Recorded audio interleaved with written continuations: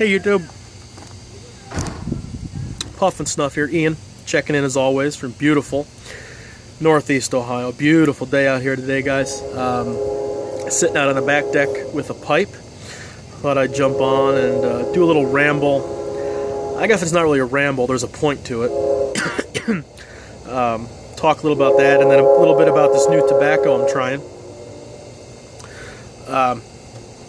For starters, I guess we'll come back to this, but to get the housekeeping out of the way, we will be talking about Lunchtime Blues from Cornell and Diehl. It's mostly a burley blend. Smoking it in the Eric Nording Viking Billiard, semi-rusticated. I actually only got the tobacco. If you're in the pipe hobby, it's almost unthinkable to run out of pipe cleaners. And I ran out of pipe cleaners and happened to be driving past a brick and mortar a few towns over. It's a good store. It's a kind of an old-time smoke shop. It's mostly cigars, but they have a pretty impressive pipe collection, pipe tobacco, pipes, ashtray, accessory collection. Stopped in for pipe cleaners, and as we all know, there's no such thing as going into a smoke shop for pipe cleaners and leaving only with pipe cleaners. I don't have much, if any, burley in my cellar. It's kind of in a burley mood. Grabbed a few tins of burley blends, so that's how I came across this.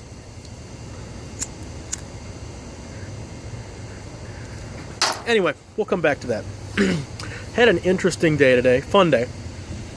Spent it with my father and my wife.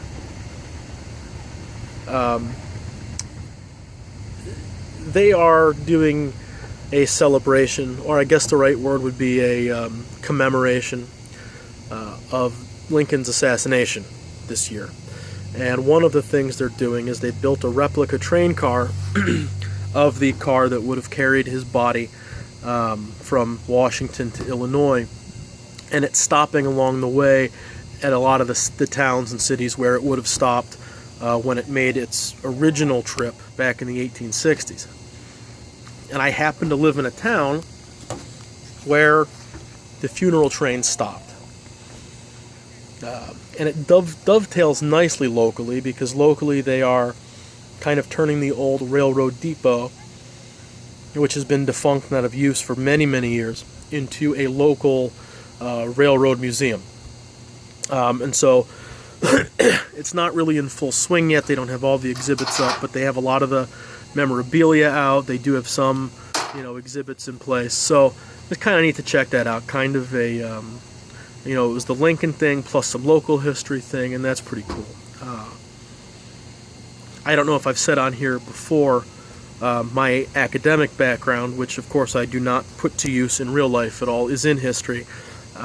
Studied undergrad, studied history, and then in grad school I specialized in medieval English history. So Civil War isn't exactly my wheelhouse, but I do have a passing interest in it. Father is a huge Civil War buff, so it was really a treat for him.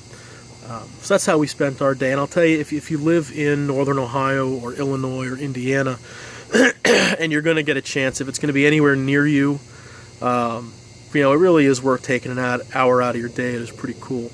One of the best parts for me is an event like this always kind of brings out the Civil War reenactors. I'm not a reenactor. I don't plan trips or things around going to reenactments, but if there's one coming to town, or if we're on vacation and one happens to be nearby, I like to check them out. I think they're kind of cool.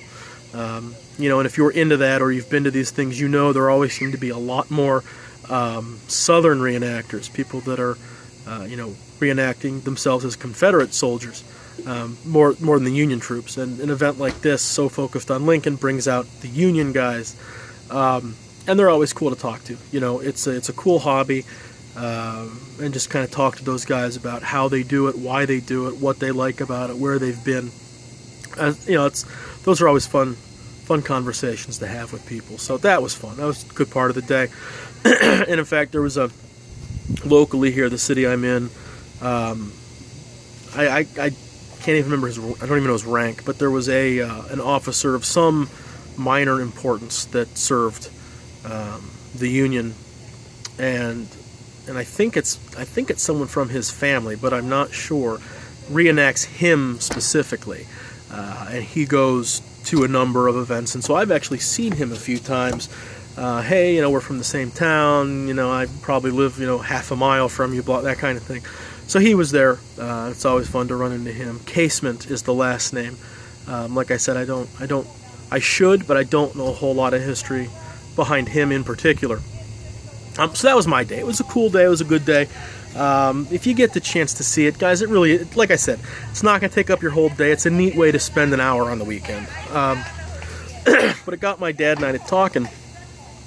You know, him being such a huge Civil War buff, he's never been to Gettysburg, which is only 5.5 hours away from where we live. I've been, but I was a kid.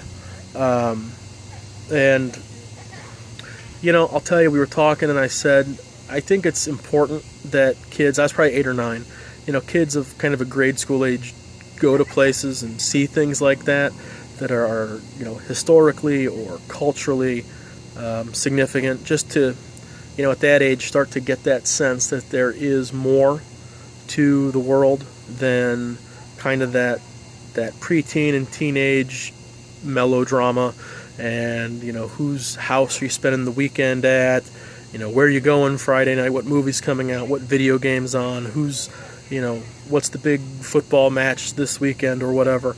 But by the same token, I don't know, as an 8-year-old going to Gettysburg, I could possibly have appreciated it for what it's worth. And I don't think until you have some life experience or maybe some education behind you that you really have the frame of reference to really appreciate the weight of a thing like that and what a place like that means. So we're both looking forward to getting out there for a day this summer, both for different reasons. But it should be a fun father-son bonding kind of thing. He wants to bring my brother into it.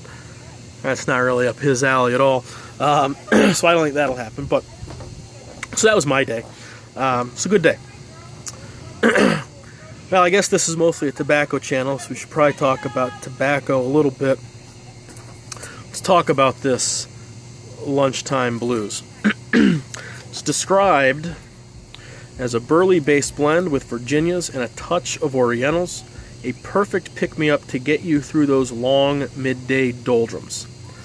I disagree with most of that description, to be honest with you. Burley-based blend, yes, absolutely, I agree with it that far. And you know, if you look at it in the tin, if I can just start spilling it, it's that light brown, mostly a ribbon cut there, but there are, you know, you do run into you know, little clumps in there as well. You can see, we're spilling. You can see the Virginias dotted in there a little bit. The smell, you know, it has that sour, nutty, burley smell to it. Little musty, which I expect comes from the Orientals. Little dry in the tin, which isn't necessarily bad. I think burley, if you're going to have a drier blend, I think burley's the one to have dry, I guess. At any rate, with Virginias and a touch of Oriental, I get virtually no Virginia out of this. I know a lot of times they add burley to a Virginia blend to help carry the Virginia, and a lot of times they add Virginia to a burley blend to help carry the burley, and I'm guessing that's what's going on here, because at least to my palate, the Virginia by itself is not much of a player. Don't get any sense of it in the smoke at all. The Orientals, however, while it's described as having a touch of Orientals, I can pick the Oriental out in the smoke. It does have that musty tang to it, which it certainly adds to the blend. It's not bad. It's not a bad blend by any stretch, but to call it burley with Virginia and a bit of Oriental, maybe that's the composition, but I think in the smoke it is burley with some Oriental and a touch of Virginia. A perfect pick-me-up to get you through those long midday doldrums? No, it's not. To me, this is not a pick-me-up blend. This is not a I need something to fortify me to get me through the rest of the day. I need something to kind of perk me up, something, you know, just give you the strength to get through the rest of the day. To me, that's not what this is. This is a no muss, no fuss, simple, straightforward, it is what it is blend that you pack your pipe with if you're going to be otherwise occupied.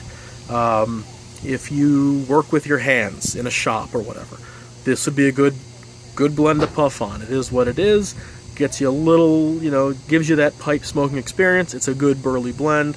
But set it and forget it. You know, it's probably a good yard work or a good housework kind of tobacco in that regard. It is not a tobacco for me that you're going to want to, you know, pack it up, sit down, maybe with a book or a movie you've seen a dozen times you're not paying attention to, because you really just want to sit and relax and focus on the tobacco and what it's doing in the bowl.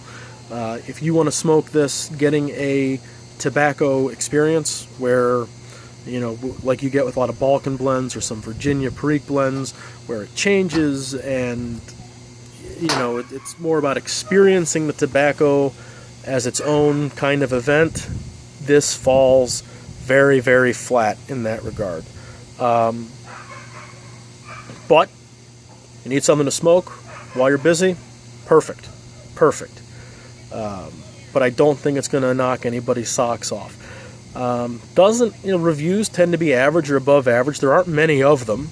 And that, I think, is probably just a product of Cornell and Diehl having so many blends. And when some of your blends are things like Pirate Cake or Briar Fox or Autumn Evening or Bow-Legged Bear or Purple Cow, which are incredibly popular, Billy Bud, you know, the list goes on. Cornell and Diehl has a lot of very popular, Bayou Morning, there's another one.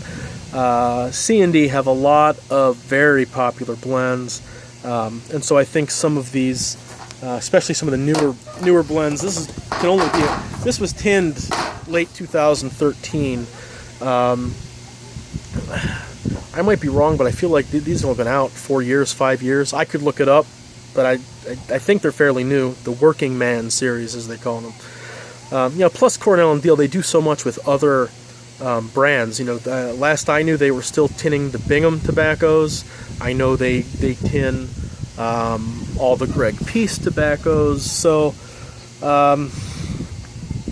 it's not a real well-known blend. Whether that's because it's so nondescript or because it has a lot of competition, I don't know. I suspect it's the latter, but I don't know. For me,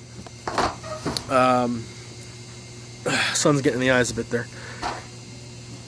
For me, if I use it as a blend just to kind of smoke when I want something burley forward that is simple and easy to smoke and doesn't need a lot of attention and just kind of gives you something to puff on while you're occupied, that's a 7 out of 10. It's not bad. It's worth having around, I guess.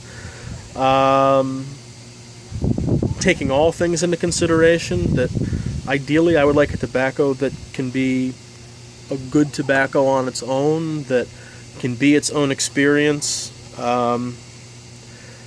Honestly, my palate's going to call it a 5 out of 10.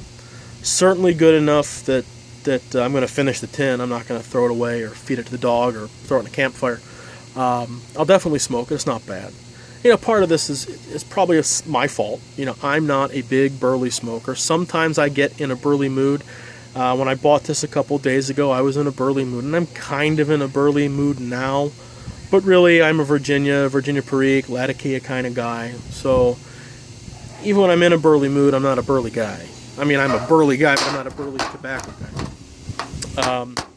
So maybe I set myself up to fail here, or set them up to fail, I don't know. So, not intended as an indictment against Lunchtime Blues or Cornell and Diehl by any stretch, but for me, it's kind of a lukewarm, not too exciting blend. 5 out of 10 in my world. 7 out of 10 on a good day if it's doing what I ask it to do. So, but as always with these things, your mileage may vary. So, a lukewarm recommendation from Puff and Snuff on Lunchtime Blues, but a very, very, very strong recommendation that if you have the opportunity to get out and see the Lincoln funeral train, to do so. So good time. Like I said before, you know, it's worth an hour out of your life if you have the chance. So that is all for me. I'm going to finish the rest of this pipe, and I'm probably going to take a nap. So you guys have a good one, and I'll see you around.